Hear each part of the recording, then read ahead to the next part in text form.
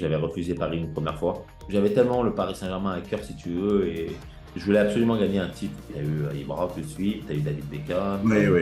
Pierre, tu as eu Verratti, ainsi de suite. Et j'ai senti beaucoup de jalousie, pas forcément des choses saines dans l'effectif. Je ne me posais pas la question de partir. C'est un peu comme Ibra, tout le monde a peur de lui. Ibra, c'est Ibra, il peut tout se permettre et aller le plus haut possible et essayer de gagner cette fameuse Ligue des Champions. Je pense que si Ancelotti était resté, je pense qu'il l'aurait déjà dans la poche. Salut tout le monde, c'est Colin pour un nouvel épisode de Call Interview avec Sylvain Armand. Avant qu'on démarre, s'il vous plaît, on a augmenté. On est à 60% de non-abonnés sur la chaîne. Donc ça veut dire qu'on fait mieux que les 70 de la semaine dernière, mais continuez à soutenir le projet pour qu'on ait d'autres grands noms du foot français notamment, comme Sylvain aujourd'hui. C'est parti Sylvain Armand, comment tu vas? Ça va très bien, merci beaucoup. Comment va la vie pour toi? Parce que je t'avoue, pour les gens, quand je leur ai demandé un petit peu ce qu'ils savaient de toi, ce qu'ils voulaient savoir, il y en a beaucoup qui voulaient savoir ce que tu faisais actuellement. Tout le monde sait que tu es au LOSC, mais tout le monde ne comprend pas forcément ce que veut dire ton titre, ton poste. Est-ce que tu peux nous développer un petit peu en quoi ça consiste? Oui, les gens ne savent pas forcément ce que ça veut dire, mais c'est un titre, un métier, un job, tout ce qu'on veut, très, très passionnant. Et c'est de faire tout simplement le lien avec le président, le coach, tous les joueurs, de gérer tous les joueurs, de gérer tout le sportif. Mhm. De parler aussi, bien évidemment, du mercato avec le président, avec le responsable du recrutement, de faire évoluer l'académie et surtout d'amener un petit peu l'expérience et tout ce que j'ai pu connaître dans ma carrière, même si les générations, si des choses ont changé, bien évidemment, dans le football aujourd'hui, mais de faire part un peu de l'expérience et surtout de faire progresser avec le projet du président, que je connais très bien, puisqu'on a travaillé aussi Ouais. en Rennes, et surtout, voilà, mettre l'exigence et d'avoir que les joueurs sentent qu'ils soient soutenus aussi par un membre de la direction en permanence et de pouvoir être là en permanence aussi pour eux, pour avoir les meilleurs résultats possibles, les mettre dans les meilleures conditions, mais savoir aussi, entre guillemets, les remettre à l'endroit quand il y a des choses qui sont pas cohérentes par rapport au projet du club et au quotidien. Mais c'est un travail où il y a beaucoup de choses à faire, où il y a énormément de passion aussi, puisque Ouais. ça reste dans le football, dans le niveau surtout professionnel, de voyager avec et d'essayer encore une fois de les mettre dans les meilleures conditions. Mais c'est surtout de trouver les bonnes choses pour les faire avancer et puis pour que le club avance avec le coach et le président, bien évidemment. Bon, alors du coup, tu me le dis, il y a forcément toujours le rêve de devenir un joueur professionnel, mais tu prends quand même pas mal de recul sur cet objectif-là quand tu vas à Clermont. Comment se passe la prise de contact de Nantes? Est-ce que c'est évident? Est-ce que c'est toi qui fais des détections? Comment ça se passe? Non, ça a été très compliqué, en étant honnête, alors, très compliqué, mais très simple à la fois, hein. Parce que l'entraîneur que j'avais au Clermont Foot s'appelait Monsieur René Lelamer, pour qui Mhm, j'ai beaucoup d'estime aujourd'hui et qui m'a secoué, qui a été tendre avec moi, mais qui a su me taper sur la tête aussi, pour telle et telle raison, parce que j'étais quand même jeune. Mais c'est quelqu'un qui faisait partie déjà de la famille nantaise, qui connaissait bien mhm, Robert Pilinski, Monsieur Kléber Bobin, le président, qui malheureusement n'est plus d'ici aujourd'hui, Monsieur René Benouex, Giorgio, cette fameuse équipe familiale, on va dire, du FC Nantes. Et c'est lui qui avait conseillé au FC Nantes de venir me voir jouer régulièrement, sans m'en parler à moi parce qu'il me trouvait certainement, je pense, des qualités. Il m'a demandé un peu de me surveiller, mais entre-temps, j'avais eu quand même beaucoup de clubs qui m'ont approché. Et mhm. c'était difficile parce que j'ai eu énormément de clubs, j'avais pas d'agent. Et beaucoup d'agents m'ont sollicité et j'arrivais dans un monde où le téléphone sonnait énormément, énormément, sans savoir où me diriger, comment aller, sans être guidé. Et ça a été très difficile à gérer jusqu'à un certain Pape Diouf que j'ai connu grâce à Lucien Métomo qui était joueur à Saint-Étienne, Mhm. voilà, qui travaillait un petit peu avec Saint-Étienne, est venu me chercher et à qui j'ai décidé de confier ma transaction, ou cette transaction-là entre Clermont et le futur club professionnel qui a été le FC Nantes. Et quand Pabiou est arrivé, il m'a demandé de tout couper, de tout lui renvoyer sur lui. Et ça m'a beaucoup soulagé parce que j'avais été perturbé même dans mes prestations, on va dire, en national, parce que dès que je sortais l'entraînement, ma messagerie était bloquée, que ce soit Giroud, Mhm. que ce soit Lens, que ce soit Bordeaux, Monaco à l'époque. Et tant mieux parce que c'est flatteur, mais ne pas savoir gérer quand on est jeune, c'est aussi difficile. Et encore une fois, Pabiou est arrivé et a géré à merveille comment dirais-je, ma carrière. Et après, on a pris le choix, en effet, de partir au FC Nantes sous les conseils de M. Lelamer et bien évidemment avec Pape Diouf. À chaque fois que j'entends parler de cet homme, Pape Diouf, c'est toujours avec les mêmes mots, remerciements, gratitude, grand homme. C'est toujours avec ce genre d'affection que j'entends parler de lui. Donc, c'est toujours frustrant de ne pas l'avoir rencontré en personne. Euh, Super quand je... personne. Pour faire une petite parenthèse, vraiment une bonne personne à qui j'ai beaucoup d'affection et j'ai eu beaucoup d'affection et beaucoup de tristesse malheureusement quand il est parti. Ouais. Et c'est quelqu'un qui m'a emmené jusqu'à Paris et qui voulait m'emmener à Marseille. Mais comme il passait président à Marseille, Hmm. on ne se voyait pas travailler forcément ensemble, lui en tant que président et moi en tant que joueur, alors que c'était mon agent. Mais c'est quelqu'un qui a quand même en étant président de Marseille, a toujours géré ma carrière et a toujours été là pour moi. Donc voilà, c'est une petite parenthèse qu'on peut lui faire quand Ouais, même. c'est une belle parenthèse. Quand je prépare des interviews, j'essaie toujours de me mettre à votre place et d'imaginer un peu comment je me sentirais si je faisais un bond aussi important au moment où il y a des transferts notamment. On parle de Clermont, National, à Nantes, Ligue 1, bien installé en Ligue 1, qui en plus tu tombes dans l'année du titre. Donc forcément, c'est un gros bond qui est encore plus important que ce qui était prévu. La plus grosse difficulté que tu rencontres de par ton parcours, au moment où tu t'installes à Nantes pour l'adaptation, qu'est-ce que c'est? C'est la deuxième saison, en fait. Parce que la première saison, tu arrives à Nantes, je suis jeune, je suis insouciant. J'arrive à une équipe qui s'est maintenue la saison précédente, mais qui a gagné la Coupe de France quand même. Mhm. Mais qui repart sur d'autres bases, mais avec pratiquement les mêmes joueurs. Puisque moi, je suis arrivé, mais il y a eu l'arrivée, je crois, de Moldovan, de Stéphane Ziani et de moi-même. Je crois qu'on est allé trois ou quatre, je peux en oublier un ou deux, mais on était trois ou quatre arrivés. Alors, c'était une équipe qui s'était maintenue là, un mois et demi ou 2 mois avant. Et en fait, on arrive dans une osmose, et moi, j'arrive dans un club très familial je vois des jeunes, je vois d'épanouissement. Alors peut-être le soulagement de s'être sauvé aussi 2 mois avant, mais j'arrive avec une adaptation très très vite qui a été faite, que ce soit par Mathieu Berson, Hassan Amada, Yves Doroff, Nicolas Gillet, où on voyait qu'il y avait beaucoup de jeunes et de jeunes qui s'entendaient bien, avec le mélange des anciens, que ce soit Moldovan à l'époque, que ce soit Stéphane Zanni, Eric Carrière aussi, Nicolas Mhm. Laspal qui est arrivé. Et, et ça a été pour moi, en fait, je me suis dit, en fait, le football, c'est facile à la fin de la saison parce que j'ai été champion de France, j'ai sélectionné en équipe espoir, je gagne un titre ma première saison, j'ai eu la chance de jouer beaucoup de matchs et tout. Mais malgré tout, quand tu arrives à la deuxième saison où c'est là qu'il faut confirmer, c'est là que c'est le plus difficile. Parce que Mhm. deuxième saison, alors oui, en effet, je marque mon but à Rome et je joue la Ligue des Champions et ça a été un formidable et fabuleux souvenir. Mais à côté de ça, on a du mal en championnat. On est, je crois, 12, 13, 14e alors Ouais. qu'on était champion l'année d'avant. Le limogeage de Reynald de Noex et les complexités d'un club quand il n'y a pas de résultat et les supporters et ainsi de suite. Et donc, c'est là que c'est le plus difficile en fait à pouvoir gérer et que tu retombes à la réalité que le football, c'est pas si facile. Mais malgré tout, tu t'aperçois que beaucoup de gens dans leur carrière ont fait des carrières de 10, 20, enfin pas 20, mais de 5, 10, 12 ans, mais n'ont jamais gagné de titre. Et j'ai eu la chance, moi, lors de ma première année, de jouer et de gagner des titres et de vivre un moment formidable à la Beaujoire l'année du titre, face à qui? Face à Saint-Etienne, qui n'avait pas voulu me conserver. Donc, ça a été aussi un petit clin d'œil, mais c'est là que tu t'aperçois que le football, tu as l'impression que c'est facile, mais non, c'est malgré tout difficile. Mais la deuxième année, et surtout, c'est ce qu'on essaye de dire, ce que j'essaye de dire aux jeunes joueurs, c'est que l'insouciance, et la première année, tu fais tout ce qui te passe par la tête. Par contre, la confirmation est souvent la plus dure. Ouais. Je regardais justement votre parcours en Champions. Alors, c'est l'ancienne formule de la Ligue des Champions où tu avais en gros deux phases de poule, une première puis une deuxième, avant d'arriver en quart de finale notamment. Sur la première phase de groupe, ben, vous êtes premier avec de belles équipes quand même dedans. Sur la deuxième, c'est beaucoup plus relevé. Il y a notamment Manchester United et le Bayern, en plus de Boavista, donc c'est un peu plus compliqué. Et vous finissez quatrième.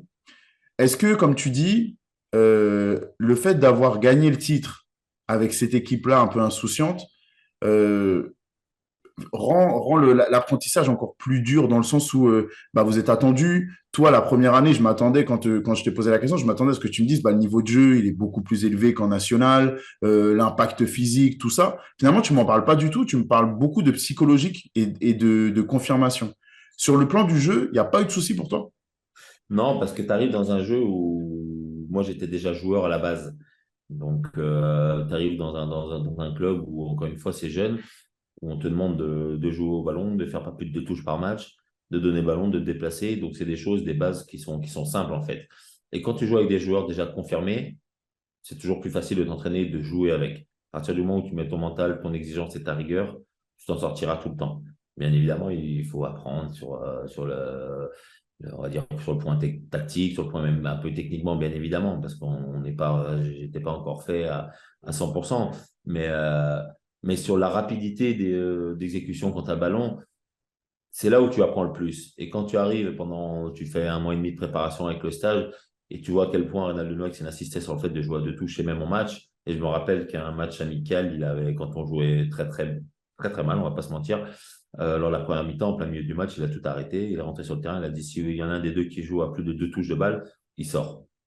Et en fait, moi, ça m'a marqué parce qu'il voulait vraiment et c'était en plein match amical, hein. Il a arrêté sans rien demander à personne. Et finalement, tout le monde s'est mis à jouer à 2 touches. Et le jeu a été fluidifié et tout. Et tu as compris qu'en fait, le jeu à la nantaise, à l'époque, Ouais. c'était ce jeu-là que Coco Ciodo avait mis, que Reynald Nouex a gardé. Et surtout, ce qu'il voulait instaurer. Et pourquoi ça a été facile? Parce que quand tu te fonds dans le moule, quand tu t'adaptes facilement mentalement avec le groupe, sur le terrain, tu vas t'y adapter. C'est Mhm. pas le plus difficile. Le plus difficile, ça a été en effet, et on en parlera certainement après, ça a été mon adaptation à Paris quand j'ai quitté Nantes pour aller à Paris. Parce que c'était 2 clubs complètement différents et 2 jeux complètement différents. Mais quand tu arrives avec des joueurs qui sont simplement à te demander, tu prends le ballon et tu donnes parce que tu auras 3 solutions à chaque fois, c'est surtout plus facile. Et c'est pour ça que c'est pas ça qui m'a marqué le plus, parce que je me suis intégré tellement d'une facilité dans ce groupe-là, dans cette équipe-là, que c'est pas ça qui m'a marqué le plus. Ce qui m'a marqué le plus, c'est en effet la confirmation lors de la deuxième saison. D'accord. Quand tu arrives dans des clubs de première division et des clubs à lourde histoire comme le FC Nantes, il y a des statuts, il y a des passe-droits, des influences, ce genre de choses. Et quand j'ai préparé notre interview, je suis tombé sur une déclaration de toi dans l'équipe où tu parles notamment de la grande influence de Michael Landreau au FC Nantes. Dans tes apprentissages des rouages du club de première division, est-ce que cette notion-là d'influence, de statut en fait partie? Qu'est-ce que tu voulais dire quand tu disais Michael Landreau avait une grosse influence à Nantes? Parce que Mika en étant très très jeune, il s'occupait de beaucoup de choses en fait au club. Moi, quand je suis arrivé, il m'a pris sous son aile, il est venu me chercher, j'avais pas le permis, hein. Donc il est venu me chercher. Yves Doroff beaucoup est venu me chercher parce que j'avais un appartement en ville, mais Mika me couvait beaucoup, m'aidait beaucoup, m'expliquait beaucoup de choses sur le Ouais. fonctionnement du club, sur qui était qui, sur comment fallait faire, sur le jeu aussi du club. Et Mika avait cette facilité à à s'approprier en fait le club malgré sa jeune expérience et Mhm. à s'occuper de beaucoup de choses, ce qui facilitait, alors par rapport à aujourd'hui, c'est à des années-lumière. Aujourd'hui, il y a beaucoup plus de monde, il y a beaucoup plus de gens autour de l'équipe, mais qui facilitait surtout on va dire le bon fonctionnement de l'équipe professionnelle et de nos groupes à nous auxquels on était tous associés. Et c'est pour ça que Mika était quelqu'un d'important à l'époque dans cette équipe nantaise, dans ce groupe-là. Et c'est pour ça, et encore une fois, moi, quand je suis arrivé, il m'a beaucoup, beaucoup épaulé. Et bien évidemment que ça m'a marqué. Bon, tu l'as dit, il y a Reynald Denoix quand tu arrives, qui est très important dans ton apprentissage du jeu à la nantaise, mais aussi dans ton apprentissage du très haut niveau. Il est limogé la saison suivante à mi-parcours parce que les résultats sont pas au rendez-vous. Par la suite, le classement, je le reprends, vous faites 10e, 9e, 6e. Pourquoi est-ce que ça marche moins bien derrière et est-ce que c'est ça qui engendre ton envie de départ? Engendrer l'envie de départ, non, parce que j'étais vraiment très, très bien à Nantes, on va pas se mentir. Moi, je Ouais. suis quelqu'un de très affectif et même déjà de partir de Clermont, c'était difficile parce que je m'étais accaparé beaucoup de personnes, je m'étais accaparé aussi la ville. À partir du moment où je suis bien dans un endroit, je n'ai pas forcément envie de partir. Après, il y a les sollicitations qui arrivent. J'avais refusé Paris une première fois, Mhm. honnête. J'avais peur malgré tout que le train passe et qu'il ne revienne plus. C'est souvent ce qu'on dit dans notre milieu. Malgré tout, le train est revenu et je ne pouvais pas le laisser passer une deuxième fois. Et c'est surtout que c'était, je pense, la fin d'un cycle. Parce que beaucoup de joueurs de ma génération avec qui on a été champion et qu'on avait fait 2, 3, voire 4, ans, ouais, la quatrième année, c'était, tout le monde commençait aussi à partir, à aller ailleurs. Donc, je me suis dit, c'est le moment de construire, de reconstruire peut-être pour le FC Nantes, mais de construire quelque chose aussi d'autre pour moi. Et puis, bah, d'aller ailleurs et d'essayer de repartir pour aller gagner d'autres titres dans un club aussi peut-être plus huppé, ce qui était le cas avec le Paris Saint-Germain. Et puis de me lancer dans, voilà, dans une carrière qui commençait à se lancer avec le FC Nantes et de la poursuivre avec d'autres ambitions et puis surtout voilà, d'aller voir ailleurs. Tu m'as mentionné l'idée qui a été effleurée de retravailler avec Pape Diouf du côté de l'OM. Finalement, ça n'a pas abouti. Là, évidemment, il y avait l'option Paris Saint-Germain, mais est-ce que tu as d'autres options à cet instant-là pour que le Paris Saint-Germain? J'avais Valence, le Paris Saint-Germain et la Lazio de Rome par rapport certainement à mon but que j'ai pu marquer chez eux en Ligue des Champions. Mais je voulais rester en France et je me sentais pas, déjà la première année où le Paris Saint-Germain était venu me chercher, je ne me sentais pas pas dire le courage, mais je ne me sentais pas prêt de partir et de quitter Nantes. Et la deuxième année où le Paris Saint-Germain est revenu, et Paris, il faut dire que c'est toujours un club que j'ai toujours apprécié et aimé malgré tout, même avant que j'arrive à Nantes. Mais quand j'étais encore à Saint-Étienne, je regardais les fameuses cassettes vidéo à l'époque. Ça s'appelait les Euro PSG de Comboiré face au Real Madrid ou de Vincent Guérin face à Barcelone. Et donc, c'est quand même un club qui m'avait toujours fait rêver. Et je me suis dit, c'est le moment de partir, mais je ne me voyais pas aller à l'étranger tout de suite. Et je me suis dit de passer par Paris, certainement si je suis bon ou si tout se passe bien, ça m'ouvrira des portes pour l'étranger si j'ai envie d'y aller.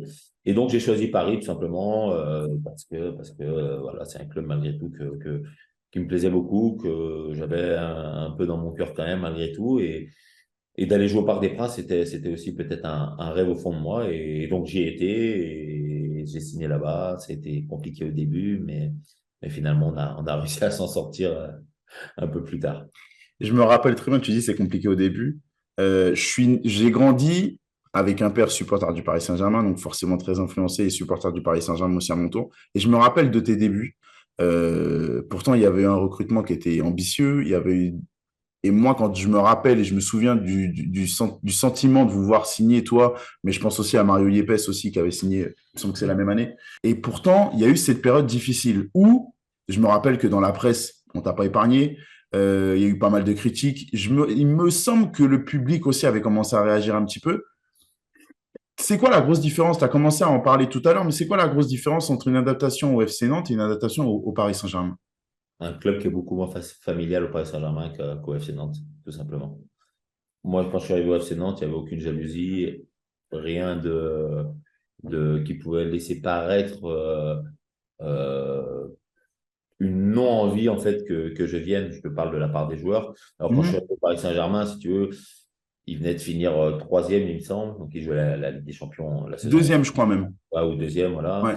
Il y a eu le départ de Gabi Heinze auquel j'ai Mhm. remplacé, de Sorin auquel c'est Jérôme Bretagne qui a remplacé, de Frédéric Dehu auquel c'était Mario Lepes. Mais on a senti tous au fond de nous, et surtout moi et Mario, auquel on était très proches quand on est arrivé ensemble, de sentir une jalousie en fait. Une jalousie, le fait qu'on arrive, qu'on vienne jouer la Ligue des Champions alors qu'ils aient tout fait.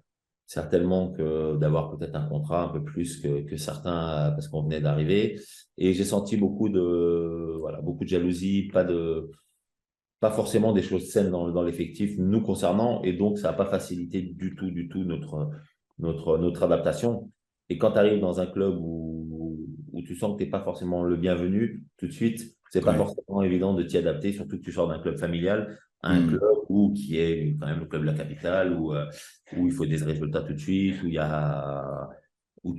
les gens ont très très peu on va dire, sont très impatients de voir des résultats tout de suite, et ce qui est légitime, hein, parce qu'on Ouais, rentre bien sûr. dans le cours et dans un autre club. Mais moi, ça a été dur à encaisser au début, et bien évidemment, j'ai eu les critiques des journalistes, j'ai eu les critiques des supporters aussi. Et je me rappelle une fois après un match, quand je suis rentré chez moi, je m'étais allongé sur le lit et je pensais que ça devenait difficile parce que même moi, je l'admets, je ne trouvais plus mon niveau sur le terrain. J'ai l'impression que j'avançais plus, je ne savais plus faire grand-chose. Alors, j'avais fait tellement de bonnes choses à Nantes que ça me perturbait et je me suis dit, j'ai dit à ma femme, peut-être que le Paris Saint-Germain est finalement trop pour moi et finalement, on restera peut-être que 2, 3 mois et que le mercato qui arrivera, où j'arriverai à partir. Et finalement, après, voilà, il y a eu un déclic et ça s'est bien passé. Et finalement, tu vois, comme quoi il arrive, on reste 10 ans au Paris Saint-Germain et était très triste de quitter le Paris Saint-Germain au bout de 10 années malgré tout.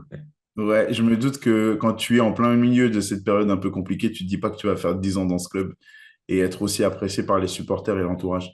Mais justement, tu me parles du déclic. Le déclic, il vient comment? Parce que quand on arrive à se sentir, comme tu dis, là, à ce point dépassé un petit peu par ce qui se passe, au point, comme tu dis, sur ton lit, te dire que c'est trop gros pour toi, comment est-ce qu'on regagne de la confiance et on arrive à mettre tout ça derrière soi? Parce que mentalement, tu t'accroches et que tu te dis, c'est pas possible que tu perdes tout en très peu de temps. Donc mentalement, tu t'accroches et le déclic, je me rappelle très bien, c'est quand on avait fait le match nul à Chelsea Mhm. en Ligue des Champions. Ouais, On avait fait 0-0, il me semble, là-bas. Enfin, non, c'est sûr même.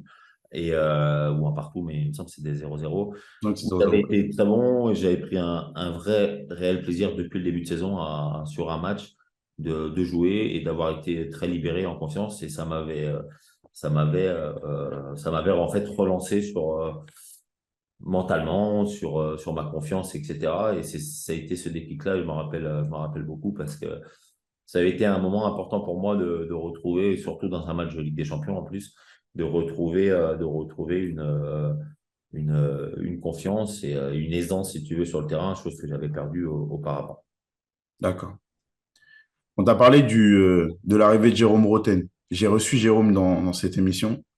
Euh, il m'a beaucoup parlé de votre duo sur le côté.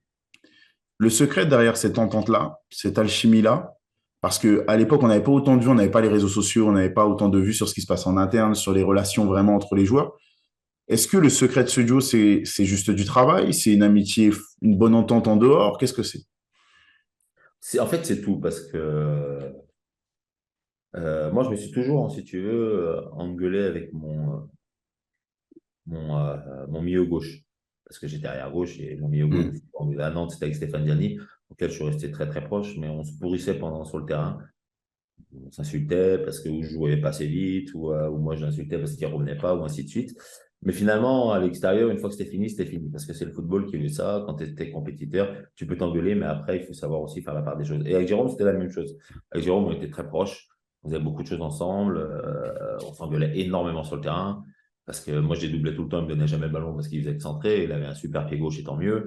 Mais Ouais, par moments, c'était épuisant. Par moments, on se chambrait sur le terrain parce que moi, je reculais trop et je défendais mal et que lui, il redéfendait. Mais ça restait malgré tout pour notre bien, nous, pour nous faire progresser, tu vois. Et donc, cette entente-là, on l'avait en permanence parce qu'à force de jouer ensemble, 1 an, 2 ans, 3 ans, tu trouves des automatismes. Et au bout d'un moment, bah, à partir du moment où tu as de l'amitié, tu peux t'engueuler, te dire les choses, mais après, en dehors du terrain, c'est fini. Mais tu le fais pour ton bien, pour son bien et pour le bien de l'équipe.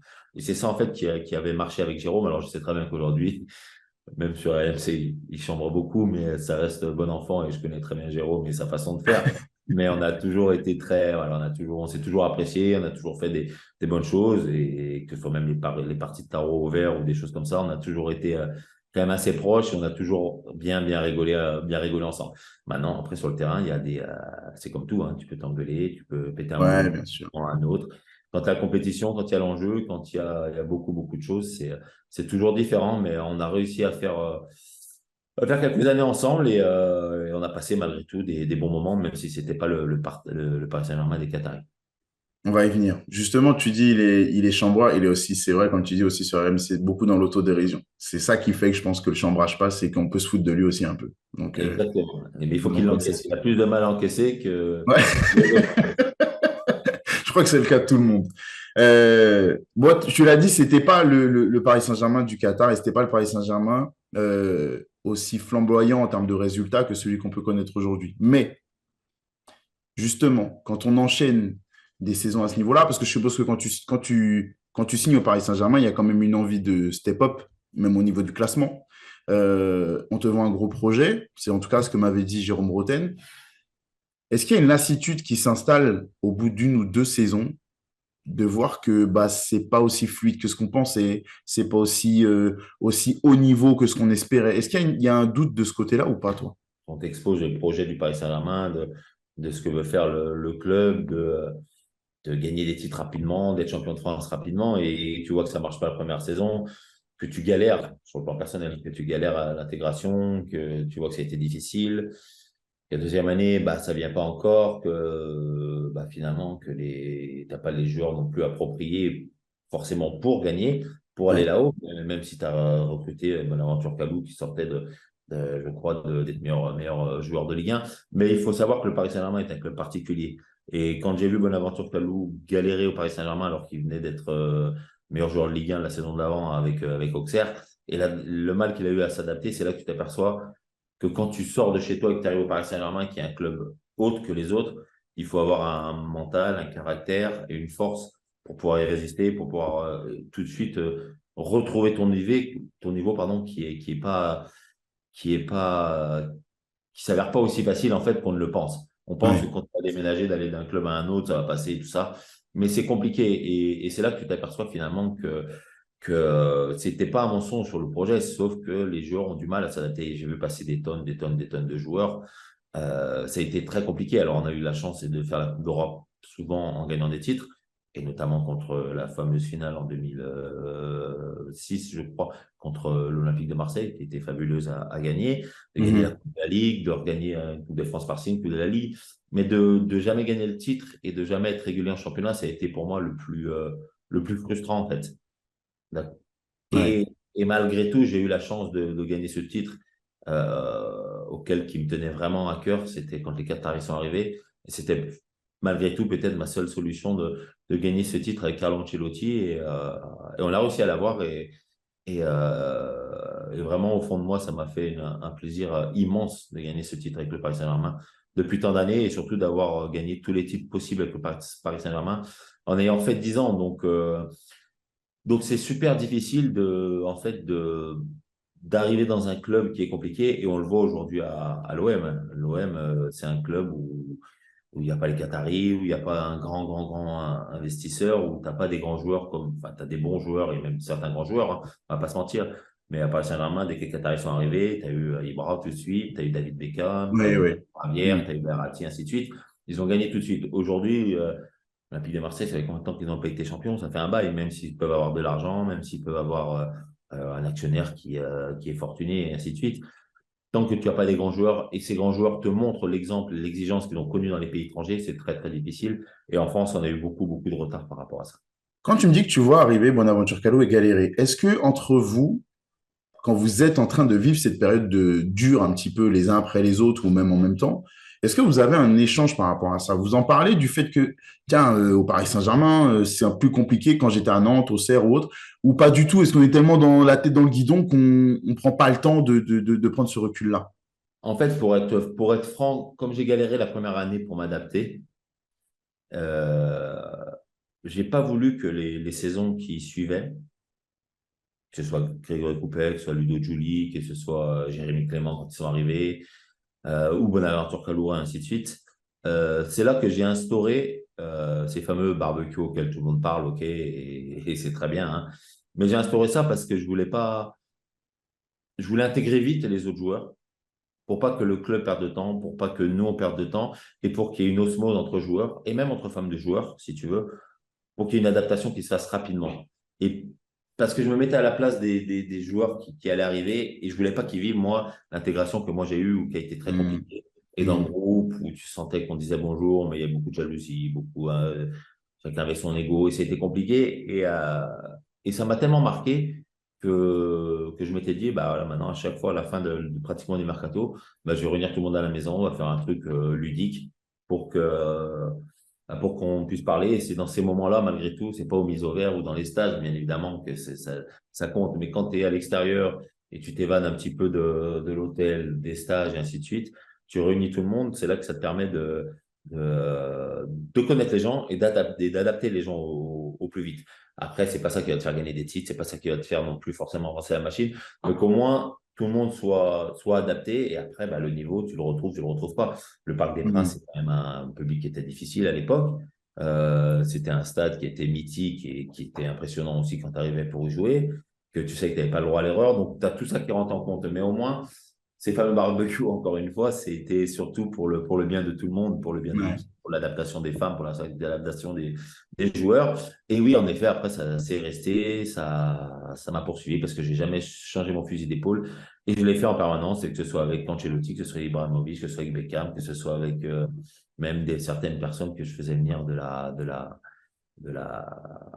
on dirait, je sais pas, Tariq Boudali ou des choses comme ça que je connaissais, que j'ai fait venir parce que je trouvais que c'était bien de mélanger un petit peu tout le monde et surtout, encore une fois, pour une adaptation beaucoup plus facile des joueurs qui arrivaient. Ouais. Mais c'est une bonne initiative. J'ai l'impression que tu t'en excuses presque. C'est une super initiative de Non, faire ça. je m'en excuse pas du tout parce que j'en suis très content. C'est juste que j'entends beaucoup parler de ces fameux barbecues, mais c'était encore une fois pour le bien de quelque chose. C'était pas pour faire la fête tous les 2 fois par an. C'était surtout encore une fois pour que les gens ils comprennent que c'est dans ces moments-là et dans chaque usine, dans chaque entreprise, quand tu vas rencontrer, tu vas connaître des gens, quand tu vas t'évader, tu vas aller au restaurant ou tu vas faire un regroupement et c'est ça qui va permettre d'aller vers une personne peut-être un peu plus timide, dans une Ouais. autre un peu plus timide et ainsi de suite. Et c'est là que tu vas commencer à découvrir les gens et surtout à faire extérioriser les gens. Mais je m'en excuse D'accord. pas, j'étais très content de le faire, hein. Ouais, tant mieux, tant mieux. Bon, il y a un double épisode dont je veux te parler. Le premier, c'est que, alors, il y a cette implication XXL parce que du coup, tu dépasses un peu ta fonction de joueur en faisant ça. Il y a le côté humain qui prend le dessus en organisant tous ces barbecues et ces moments de rapprochement. Euh, En tant que supporter du Paris Saint-Germain à l'époque, quand un club venait chercher un de nos joueurs, je parle de Ronaldinho, Pedro Miguel Paoletta ou autre, il y avait ce déchirement, tu sais, tu avais peur que le joueur parte. Et s'il le faisait, il y avait une vraie peine qui était engendrée quand c'était des joueurs auxquels on tenait particulièrement. T'en faisais partie. Et il y a eu l'ogre olympique lyonnais de l'époque qui t'approche. Mm. Moi, en tant que supporter du Paris Saint-Germain, j'ai flippé. Comme j'avais flippé quand Pedro Miguel Paoletta était approché et qu'on lisait partout qu'il allait partir à l'OL. Toi, ton état d'esprit à ce moment-là, c'est quoi? Parce qu'il y a une lassitude qui peut s'instaurer par rapport aux résultats qui ne sont pas ceux attendus. Il y a la difficulté d'intégration du départ, la grosse attente autour du Parc des Princes et aussi même si vous avez changé un peu de choses, ça reste un club qui n'est pas aussi familial que le FC Nantes. Et peut-être que l'Olympique lyonnais, par sa médiatisation, même si elle est extrême à ce moment-là dans l'histoire du club, est un peu moins perverse, on va dire, qu'autour du Paris Saint-Germain. Est-ce qu'il n'y a pas une grosse tentation d'y aller? Et pourquoi ça se fait pas? Déjà, c'est flatteur qu'un club comme l'OL qui remportait des titres à tout va vienne te chercher. Donc, ça veut dire que finalement, tu étais revenu un petit peu à une forme très cohérente par rapport à ce que j'avais fait au FC Nantes. Donc, c'était déjà flatteur. Après, j'étais bien au Paris Saint-Germain et comme j'ai toujours dit, c'était un club un peu de cœur au fond de moi. Et c'est ce que j'avais dit à M. Alain Kézac, et je m'en rappelle, parce que c'était à la même époque, en effet, que Pedro Paoletta. Euh, J'avais dit clairement à M. Kézac que moi, je voulais rester au Paris Saint-Germain parce que c'est un club que j'aimais bien et j'avais envie de continuer d'aventure. Je sentais qu'il y avait des choses à faire, que moi, je commençais à m'épanouir vraiment, à retrouver mon niveau. J'étais content d'être au Paris Saint-Germain, même si j'ai eu des moments difficiles. Mais j'avais dit à M. Kézac qu'à partir du moment où vous ouvrez la porte, ça veut dire que vous comptez pas forcément sur moi et qu'il y aura quelqu'un qui arrivera derrière moi et que je suis pas indispensable. Alors, personne n'est indispensable, bien évidemment. Mais à partir du moment où on ouvrait la porte, pour moi, ça voulait dire que allez, tu peux y aller, on va pas te retenir. Et c'est ça que j'avais dit à M. Kézak. Et j'ai dit en toute honnêteté, hein, moi je suis mince, si demain, je préfère l'honnêteté, si demain vous ouvrez une porte, c'est que, bon, bah, c'est que vous allez trouver un remplaçant, c'est que vous n'êtes pas forcément tous alignés aussi sur la même longueur d'onde sur le fait que je reste. Et à ce moment-là, bah, moi, j'irai à l'OL. Et M. Kézak avait été ferme, très ferme, et il m'avait dit non, Sylvain, on n'ouvrira aucune porte. On se prolongera, enfin nos contrats comme il se doit avec Pape, mais on n'ouvrira aucune porte. Donc, je lui ai demandé une fois, 2 fois. La semaine d'après, quand je suis arrivé, alors je me rappelle, c'était à Montreuil-sur-Mer, on était en stage. D'ailleurs, c'était dans le Nord. Monsieur Kézak était revenu et j'avais rediscuté et je lui avais redemandé une troisième fois si la porte était toujours fermée, s'ils avaient bien réfléchi tous ensemble. Il m'a dit non, non, Sylvain, la porte reste fermée et nous, on ne veut pas que tu partes. Et donc, à ce moment-là, j'avais senti vraiment une confiance du club me concernant, qui me rassurait aussi, malgré tout, parce qu'en étant honnête, je n'avais pas forcément envie de partir, que ce soit à Lyon ou ailleurs. Ce n'était pas le moment pour moi de partir. Et donc, on a bouclé ce contrat à Montreuil-sur-Mer quand on était en stage. Et j'étais très content de pouvoir continuer l'aventure au Paris Saint-Germain et de faire tout ce que j'ai fait derrière. On a abordé les barbecues. On a abordé le cas de Pedro Miguel Paoletta qui a failli partir. Comme toi, tu avais été approché. Comme Jérôme Bretagne aussi. Hein, il me l'avait confié qu'il avait été approché très sérieusement et qu'il était resté Ah bah, si t'écoutes Jérôme, il a été approché par tout le monde. Ouais, on va pas commenter ça, mais c'est vrai, il est approché par tout le monde. Tu me dis que les barbecues, notamment, ils permettaient d'approcher des personnes qui étaient des personnalités un peu plus réservées, un peu moins accessibles dans la vie de tous les jours, notamment au vestiaire, tout ça. Pedro Miguel Paoletta, il fait partie de ceux-là ou pas? Parce que nous, de l'extérieur, on a beaucoup de mal à se faire une vraie idée sur la personnalité qu'il pouvait avoir dans le vestiaire, on le voyait sur le terrain, mais on n'a aucun indice sur qui il était et comment il était en interne. Il faisait partie de ces personnes un peu réservées qu'il a fallu vraiment gratter pour enlever la coquille. Pas forcément, parce que Pedro fait très froid à l'extérieur. Et c'est vrai, il sourit rarement. Alors, il est très compétiteur, très exigeant sur le terrain. Là-dessus, il n'y a aucun problème. Mais dans le vestiaire, c'est quelqu'un de très chambreur, c'est quelqu'un de très ouvert, de très souriant, Ok. complètement différent de ce qu'on peut imaginer. Donc, je savais très bien que quand on était entre nous, dans le fameux barbecue, ou ce que tu veux, c'était pas lui le plus dur à aller chercher. C'était pas lui le plus timide. Mais après, c'est un peu comme Ibra. Ibra, il se met une carapace à l'extérieur. Tout le monde a peur de lui. Il peut dire ce Ouais. qu'il fait à la presse. Personne ne dira un mot plus haut que lui parce qu'il peut. Ibra, c'est Ibra, il peut tout se permettre. Et puis, il est lui-même et il se le dit ouvertement. Par contre, sur le terrain, c'est une exigence extrême. Il peut nous engueuler comme à l'époque quand ça se faisait à l'entraînement ou pendant les matchs ou à la mi-temps. Mais par contre, derrière, c'est quelqu'un d'ouvert, de très chambreur, de très généreux dans les repas qu'on faisait entre nous, qui rigolait en permanence, qui racontait des blagues, voilà, qui était pas le Ibra qui se met une carapace et qui se retrouve à la sortie du vestiaire. Ok. Et Pedro, c'est Bon. à peu près le même, voilà. Ok, d'accord. Ok, ça m'aide à me faire une idée du personnage. Bon, t'as mentionné Ibrahimovic. On va forcément basculer sur la période QSI.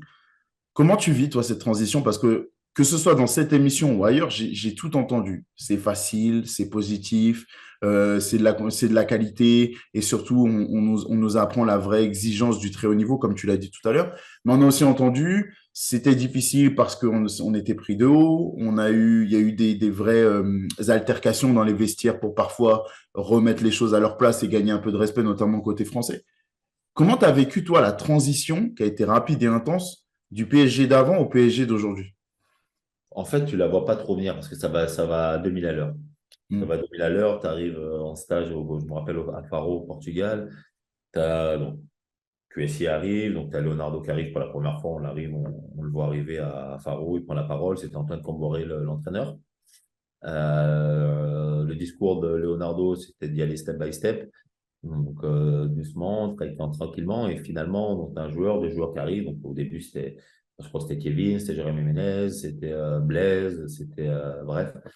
Et en fait, ce step by step, si tu veux, il arrive très très rapidement. Et, euh, et ça va tellement vite qu'au bout de 6 mois, tu es quand même deuxième, il me semble, ou premier ou deuxième.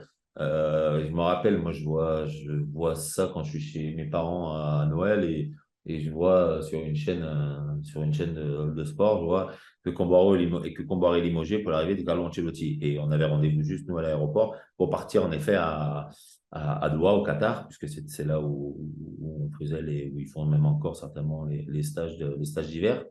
Et en fait, tu te retrouves basculé avec Carlo Ancelotti, que tout le monde connaît par l'entraîneur qu'il a été, par le footballeur qu'il a été. Et en fait, tu arrives directement sous une autre sphère à ce stage-là, en fait. Parce Ouais. qu'Ibra arrive, parce que Maxwell arrive, parce que tu as eu Verratti entre-temps, tu as Pastore, tu as ainsi de suite. Et tu as beaucoup, beaucoup de grands noms qui arrivent. Tu perds le titre et tu n'es pas champion, malgré tout, cette saison-là. Mais, euh, mais tu sens en effet l'exigence qui est mise en place. Tu sens au centre d'entraînement que ce qui n'était pas le cas encore en France, c'était de mettre une cuisine, de manger là-bas, de déjeuner là-bas, de pratiquement dormir là-bas et d'avoir un professionnalisme qu'en France, on n'avait pas encore à ce niveau-là.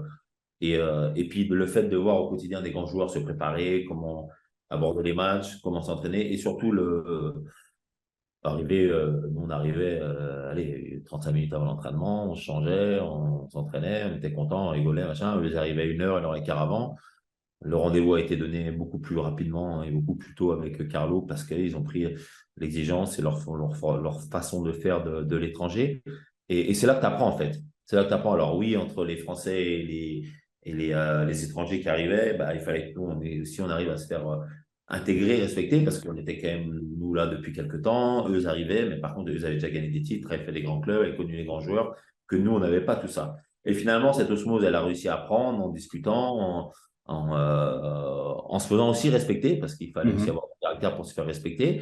Et à partir de ce moment-là, sur le terrain, et ben, ils ont vu qu'on n'était pas non plus si, entre guillemets, si chèvres que ça, et qu'on arrivait aussi alors à bien jouer avec eux et à faire des choses et à prendre du plaisir. Après, que Maxwell soit meilleur que moi, ben, c'était légitime. Je joue à Barcelone, à l'Inter Milan, à l'Ajax, et tu respectes la concurrence, tu respectes les choix. Je ne sais pas qui c'est qu'il y avait, mais que Vanderville et Christophe Jallet, ben, ça se tire la bourre parce c'est deux très bons joueurs, mais qu'il y en a un qui arrive aussi de l'étranger. Ça, tu dois le respecter, tu dois l'accepter. Mais par contre, le respect du vestiaire, il a été malgré tout vite approprié par tout le monde. Et ça a permis de faire vraies bonnes choses.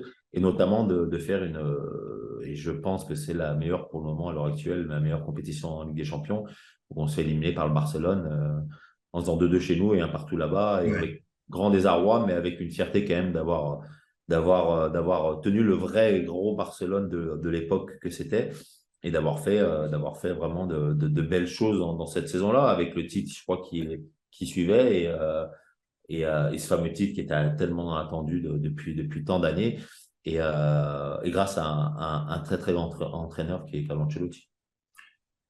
Quand on a connu le Paris Saint-Germain de la galère, entre guillemets, si je puis me permettre, le fameux épisode du but d'Amara Diané en 2007-2008, on frôle la catastrophe avec une saison éprouvante, que derrière on connaît cette transition-là. Est-ce qu'il y a un moment où tu t'es dit, il faut peut-être que je parte parce que c'est plus mon niveau, c'est plus mon Paris Saint-Germain, et qu'il fallait peut-être partir dans un club un peu plus français, un peu plus semblable aux habitudes que tu avais, ou pas du tout? Pas du tout. La seule façon, enfin, le seul moment où je me suis dit, je ferai peut-être pas longtemps à Paris, c'est ce que je te disais tout à l'heure. Quand tu rentrais, où j'avais du mal à m'adapter, et quand je rentrais chez moi, Oui, maintenant, je vais faire 3 mois ou 4 mois ou 5 mois. C'est le seul moment où je me suis dit, il faut partir du Paris Saint-Germain. d'accord. Donc, pourquoi pas partir du Paris Saint-Germain? Pour le reste, bien évidemment, il y a eu des approches à peu près, sans mentir, chaque année sur tel ou tel club. Mais j'avais tellement le Paris Saint-Germain à cœur, si tu veux, et j'avais tellement, alors cette ambition au fond de moi, même si elle me paraissait de plus en plus difficile à voir, je voulais absolument gagner un titre, enfin ce titre-là, parce que j'ai gagné la Coupe de la Ligue, la Coupe de France, mais gagner ce titre avec ce Paris Saint-Germain et avec le Paris Saint-Germain que je me posais pas la question de partir. J'aurais pu rester 12 ans, 15 ans, 20 ans au Paris Saint-Germain, ça m'aurait pas dérangé du tout. Et quand j'ai eu ce titre avec Carlo, avec toute cette belle équipe, ce titre tant attendu, en fait, euh, je veux pas dire que j'ai eu un ouf de soulagement, mais j'ai l'impression que j'avais bouclé la boucle, en fait, en remportant tout, en ayant donné le maximum, et qu'aujourd'hui, c'était peut-être le moment d'aller prendre du plaisir dans un autre club, parce qu'aujourd'hui, quand je suis parti par Saint-Germain, j'avais 32 ans, il me semble, de me dire, bon, bah, aujourd'hui, voilà, j'ai des grands joueurs qui sont devant moi, ça va être compliqué de jouer, et moi, j'avais envie de finir ma carrière en jouant, en donnant aussi de l'expérience peut-être à un autre club, en apportant de l'expérience à un autre club, et m'épanouir dans un autre club. Mais il me restait 1 an de contrat au Paris Saint-Germain quand je suis parti. Le Paris Saint-Germain avait été très honnête et très franc avec moi et m'avait laissé partir clairement pour mes bons loyaux services. Et d'ailleurs, je suis resté en très très bon terme avec toutes les personnes du Paris Saint-Germain à l'heure actuelle parce Hmm. que c'est un club que je suis beaucoup et j'ai encore beaucoup de personnes au Paris Saint-Germain régulièrement pour souhaiter bonne chance, pour les encourager à aller le plus haut possible, à essayer de gagner cette fameuse Ligue des Champions auquel c'est très difficile. Et sans dénigrer personne, mais je pense que si Ancelotti était resté, je pense qu'il l'aurait déjà dans la poche. Ouais, c'est ce que beaucoup de monde pense. C'est ce que beaucoup de monde pense. J'ai 3 questions avant de te libérer.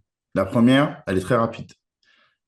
Est-ce que les, est-ce que les barbecues avaient la même ambiance avant QSI qu'après QSI? exactement la même. D'accord. Exactement la même. Après, je peux approfondir, mais c'était différent. Mais Si tu as une anecdote, je suis preneur, hein. non, mais l'anecdote, c'est simplement à chaque fois que je faisais un barbecue, voilà, au bout d'un moment, Carlo Ancelotti, il demandait à ce que les défenseurs chantent une chanson, les attaquants une chanson, les entraîneurs une chanson, et puis chacun faisait un vote entre qui avait le mieux chanté. Et voilà, donc à chaque barbecue avec QSI, par exemple, enfin avec QSI, c'est un grand mot, mais avec Ancelotti, puisque je n'avais fait qu'avec lui, à chaque fois on innovait pour essayer de trouver des thèmes différents. Et alors qu'avant, c'était des barbecues. Voilà, où on joue au palais, on joue au boule, où c'était vraiment la bonne. Là, il y avait un peu plus de chansons, un peu plus de compétition, comme sur le terrain. Donc Ouais, c'était différent, mais c'était exactement les mêmes, au moins le même plaisir de les faire et on s'est jamais ennuyé. d'accord. Bon, en préparant aussi cette interview, je suis tombé sur une anecdote. Justement, tu parles de Carlo Ancelotti, d'une confrontation entre Carlo Ancelotti et Zlatan Ibrahimovic. Et nous, en tant que supporters publics, extérieurs, peu importe, Carlo Ancelotti s'énerver, on a du mal à l'imaginer. Alors, est-ce que tu peux me dire un petit peu ce qui s'est passé, comment ça s'est passé et jusqu'où c'est allé? On gagnait à la mi-temps 1-0. On jouait pas très bien, on va pas se mentir, mais on gagnait et Ibra n'avait pas marqué. Ibra n'était pas content qu'on lui donne pas les ballons. Et puis donc il est arrivé à la mi-temps, il a déchiré son maillot et je me rappelle, il avait dit que même ses grands-parents jouaient mieux que nous et que il était très énervé. Et c'est là quand Carlo Ancelotti est arrivé, il lui avait dit shut up et il s'était énervé auprès d'Ibra, il lui a demandé de sortir du vestiaire. Ibra était sorti, il avait respecté. Et lui, il avait parlé, il avait fait son discours, ainsi de suite. Hein. Il l'avait repris pour reprendre le terrain. La deuxième mi-temps, Ibra avait marqué, il me semble. Et à la fin du match, Ancelotti avait exigé qu'Ibra vienne faire des excuses au sein du groupe, devant tout le monde. Et il est arrivé avec Ibra en disant devant tout le groupe, voilà, il y aura quelque chose à vous dire à tous. Enfin, Ibra s'est exprimé, s'est excusé, a dit qu'il aurait pas dû faire ça parce que c'était pas bien. Et Ancelotti a applaudi, tout le monde s'est mis à applaudir. Et Ancelotti a pris Ibra dans ses bras et puis tout le monde s'est levé, tout le monde voilà.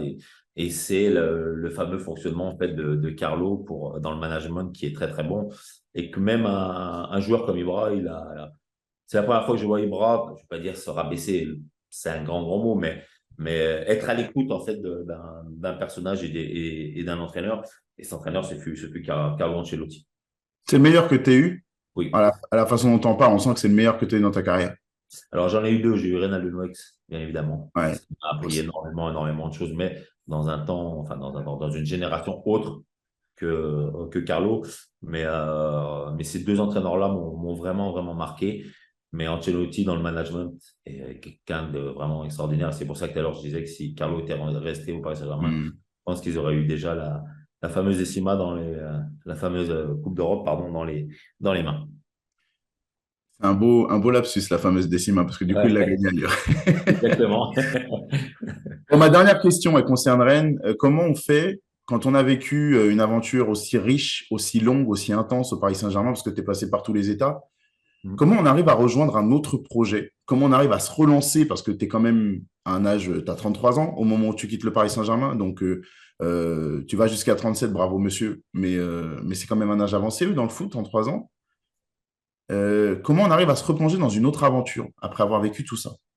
Déjà, tu te blesses parce Ouais. que j'avais jamais eu de blessure dans ma carrière.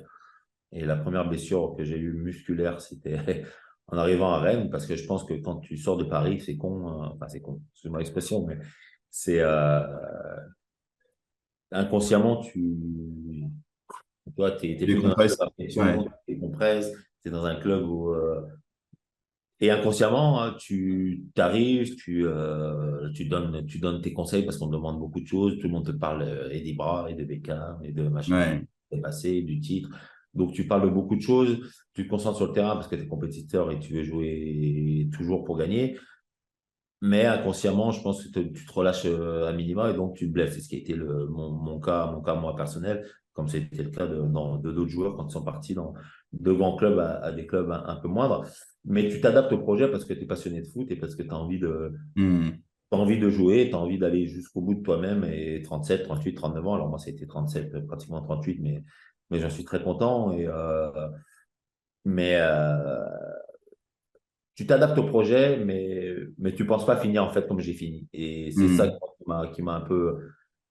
C'est le seul, pas reproche, mais c'est le seul bémol que j'aurais eu dans ma carrière, c'est d'avoir fini comme j'ai pu finir mon dernier match et en ayant tout donné, en n'ayant jamais triché.